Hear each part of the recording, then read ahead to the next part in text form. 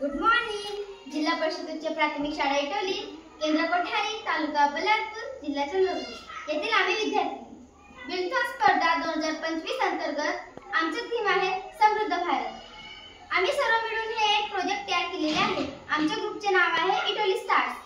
मी गट प्रमुख कुमारी रिया कर्मवीर सिंह इयत्ता 7वी आणि मी सानिका नजबा सगळी इयत्ता 6वी आणि मी पायल कैलास कुमरे इयत्ता 7वी। मी श्रुती संत देवताडे इयत्ता 6वी आणि मी कुमारी अंजली सुनील श्रीराम इयत्ता 7वी। आपला भारत देश विविध क्षेत्रात विकसित होत आहे, जसे की शेती विकास, तंत्रज्ञानाचा वापर, आधुनिक शेती तंत्रज्ञानाचा वापर करून उत्पादन वाढवता येते, पर्यावरणाचा ऱ्हास आणि मातीची धूप व नैसर्गिक संसाधनाचा कमी वापर नैसर्गिक संसाधनाचा जास्तीत जास्त वापर आणि सिंचन पद्धती केले तर आपण शेती विकास करू शकतो। शिक्षण समृद्ध भारतासाठी शिक्षणाचा विकास। आजच्या विज्ञान युगामध्ये शिक्षण खूप महत्त्वाचे घटक बनलेले आहे, त्यामुळे प्रत्येक व्यक्तीसाठी शिक्षण हा खूप गरजेचे आहे।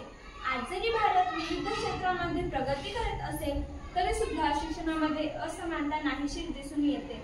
आपल्याला जर आपल्या भारताला समृद्ध करायचे असेल तर शिक्षणामध्ये समानता होणे गरजेचे आहे। यामुळे आमचे राहणीमान वाढते आणि आमची आत्मक्षमता अधिक होते।